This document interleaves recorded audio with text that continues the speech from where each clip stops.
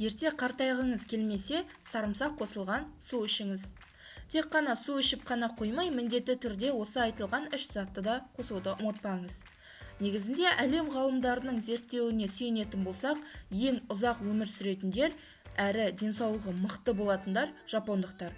Оның құпиясы денсаулығына жасаған осындай әдісте дейді екен. Жапон халқы таңертең оянғаннан кейін бірден су ішетін көрінеді екен. Су көптеген ауруларға ем болатынын білеміз. Сөйтіп біз де таңертең су ішеміз. Бірақ бұны бұлжытпай орындайтындар да өте аз.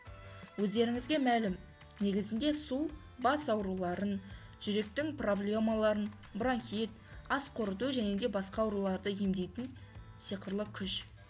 Бірақ жапондықтар тек су ішіп қана қоймайды, міндетті түрде осы айтылған үш затты да қосады екен.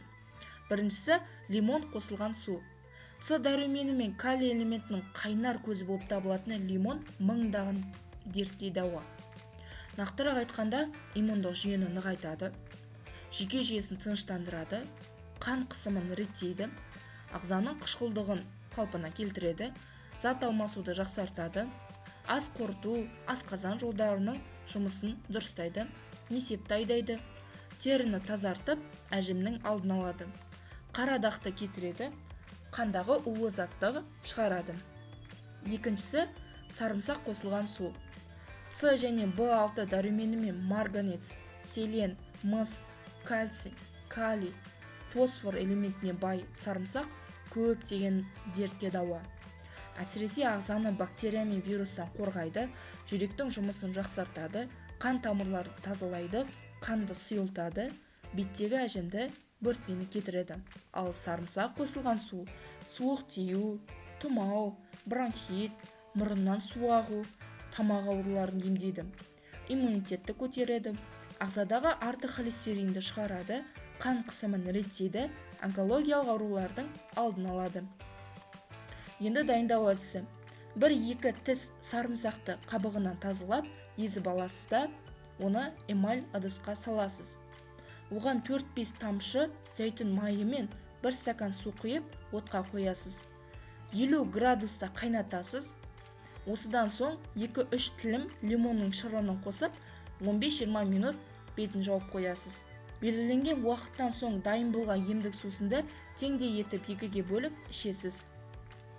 Бұл сусынды кімдерге ішуге болмайды? Аллергиясы бар адамдарға, асқазанда жара болған жағдайда, ас қорыту жолдары бұзылғанда, сарымсақ қосылған су ішпеңіз. Және де бал қосылған су. Балдың емдік қасиетін айтпаса да бәріміз білеміз. Ал бал қосылған су ішудің өзінде ерекшесі бар. Бұл емдік сусынды тамақтанудан 30 минут бұрын ішесіз. Мейлінше ішетін кезде дайындау керек. Алдын ала дайындап қойып, тоңазытқышқа сақтауға болмайды. Ондай жағдайда құнарын жоғалтады екен. Бал қосылған суды таңертең аш қарынға немесе түнде ұйқыға жатар алдында ішуге болады. Өйткені бал ұйқы шақыратын қасиетке ие. 30 грамм балды 1 стакан жылы 36-37 градус суға араластырып ем ретінде ішесіз.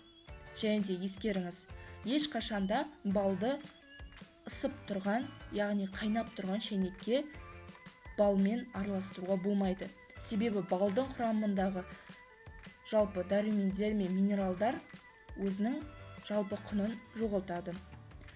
Негізінде бал қан қысымын реттейді, жүйке жүйесі тынышталады, ағза дәрумен мен минералды затқа бай болады, ағзаны қуаттандырып, жұмысқа қабілетті ашады, метаболизмді дұрыстайды, асқазан ішек жолдарын жақсартады, ағзаны токсиннен, бос радикалдан сақтайды және де тазалайды, суыққа қарсы күреседі, бас ауруын қойдырады.